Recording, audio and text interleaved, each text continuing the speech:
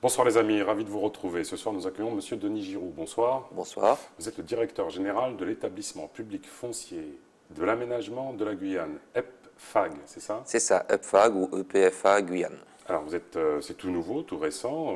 Vous venez de la DEAL. La première question, quelle est la différence entre ces deux structures? Alors la DIAL, c'est la direction de l'aménagement, de l'environnement, de l'aménagement et du logement. Donc c'est une administration d'État, c'est la représentation territoriale des ministères chargés du développement durable, de l'aménagement, de l'énergie, du logement. Donc c'est un service sous l'autorité du préfet de région qui représente donc ces ministères. Et l'EPFAG, Alors le PFA, donc l'EPFAG, c'est un établissement public, donc industriel et commercial, qui a comme mission de faire de l'aménagement urbain ou rural, puisqu'on sert aussi les agriculteurs, et de la maîtrise foncière pour les collectivités pour répondre aux besoins d'aménagement et de logement, Alors, essentiellement. première question, c'est que vous êtes donc à la tête de deux organismes publics d'importance. Est-ce là une punition d'être resté en Guyane ou est-ce que c'est une volonté? Et à ce niveau-là, ce serait quand même remarquable parce qu'on peste contre le turnover des cadres et vous avez décidé de rester? Oui, oui, tout à fait. C'est une volonté très claire, à la fois donc, de rester en Guyane, où je suis arrivé en 89, pour la première fois, mais également de changer de métier un petit peu, pour passer d'une administration extrêmement pluridisciplinaire à un établissement public plus comment dire, spécialisé, mais qui est aussi celui qui fait les choses. Alors, le PAG et OIN, donc Opération d'intérêt national. Comment s'opère l'articulation et où en est-on de cette OIN aujourd'hui? Alors, l'opération internationale donc, permet d'identifier sur le territoire de la Guyane 24 périmètres d'intervention sur lesquels l'État mettra davantage de moyens, je dirais, que d'habitude. C'est la mise en place de cette opération qui va nous permettre de répondre au plus gros challenge que l'on a, c'est-à-dire de doubler l'offre de logements en Guyane, puisqu'il faut entre les habitats illégaux, l'immigration, l'augmentation naturelle de la population, on sait qu'il faut doubler le nombre de logements construits en Guyane. Ça fait longtemps qu'on en parle. Ça fait longtemps qu'on en parle. C'est vrai, c'est vrai. Et la seule façon finalement de changer de braquet et également de simplifier un peu les procédures, c'était de pouvoir mettre en place cette opération d'intérêt national. Donc elle est en place depuis donc alors c'est des périmètres identifiés depuis décembre dernier. Nous démarrons dans les toutes prochaines semaines les études de faisabilité sur ces 24 périmètres qui représentent 9 communes pour savoir par quoi on va commencer.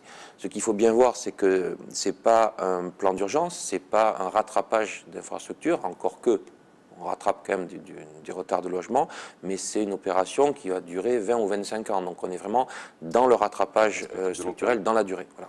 Alors, la dernière fois, j'ai assisté à un séminaire sur l'habitat et, chose surprenante, au substitut du procureur qui était interrogé sur les plaintes de personnes qui disposaient d'un terrain privé squatté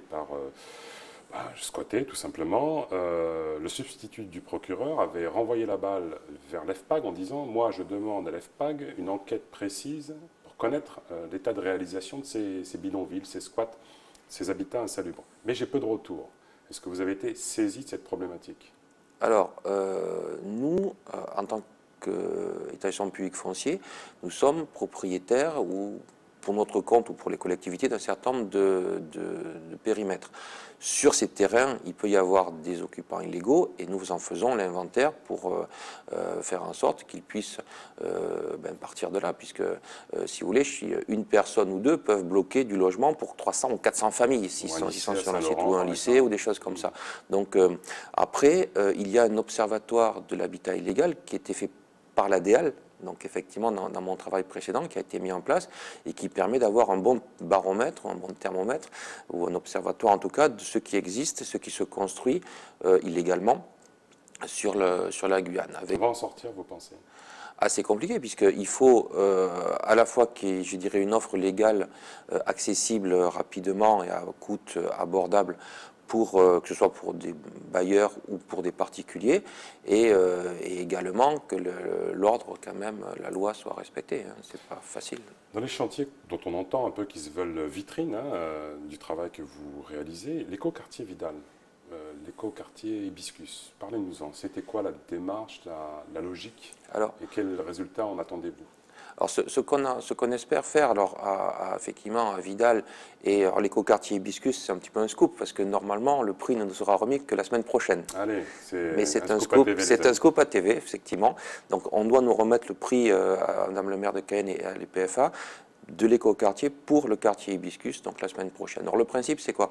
C'est de pouvoir avoir un aménagement urbain qui soit mieux intégré dans l'environnement naturel, climatique, culturel, architectural de la Guyane.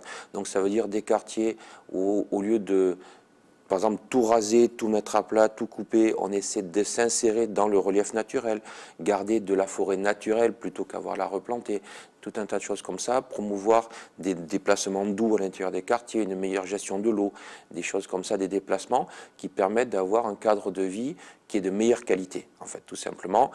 Or, ça coûte un peu plus cher au début, mais la qualité de vie à terme de toutes les personnes qui vont habiter sera meilleure. Et c'est ce modèle-là qu'on voudrait promouvoir sur l'opération d'intérêt national. L'autre grosse problématique aussi en Guyane, c'est l'aménagement agricole. Comment vous agissez pour un peu lever les tensions qui existent, les freins aussi, cette culture que beaucoup appellent de leur vœu? Alors, sur l'agriculture, donc le PFA donc, a une fonction qui s'apparente aux fonctions qui peuvent être rendues par des SAFER, qui sont des sociétés d'aménagement ruraux dans les autres départements. Donc nous, ce que nous faisons sur des périmètres identifiés, donc on fait de l'aménagement agricole, c'est beaucoup plus simple que de l'aménagement urbain, c'est essentiellement des dessertes. Les parcelles sont découpées, sont louées à des agriculteurs sous forme de bois amphithéotique. Alors, excusez-moi, j'insiste là-dessus. Sont louées ou sont vendues? Alors, elles sont louées. Ça prête après, Elles sont louées à des agriculteurs sous forme de bois amphithéotique qui peuvent les acheter ou se les faire céder, enfin, différentes modalités, au maximum au bout de 18 ans. D'accord. Voilà. Ça, c'est sur les périmètres qui sont les périmètres de l'établissement. Il y a à peu près 6000 hectares. Voilà. Donc la dernière grosse opération agricole, c'était à Kourou, à Wayabo.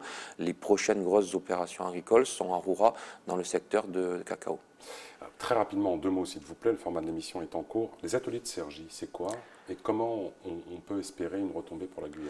Alors, les ateliers de Cergy, ça a été en fait un moment où plusieurs équipes pluridisciplinaires, un petit peu concurrentes, mais quand même en travaillant ensemble, ont travaillé sur la prospective à 40-50 ans de Saint-Laurent-du-Maroni, donc la région du Maroni, et ont permis de pouvoir mettre en place un certain nombre d'idées extrêmement innovantes, puisqu'on n'était pas dans l'immédiateté, mais dans la projection à long terme, pour avoir une espèce d'écoquartier géant, on va dire, sur toute la zone de Saint-Laurent-du-Maroni. Et la meilleure de ces idées qui a été sélectionnée s'appelle le Maroni Lab, donc qui va permettre de pouvoir à la fois travailler sur la prospective, mais aussi inspirer par ces principes l'aménagement qu'on va faire au quotidien. Et une opération un peu plus petite, mais va être faite cette année, qui s'appellera les ateliers des territoires, sur la région de l'agglo-CACL. Monsieur Denis Giroux, merci beaucoup d'avoir participé à cette émission. Les amis, Merci. Les programmes continuent sur ATV Guyane. Quand il y a volonté, il y a chemin. Tchambé.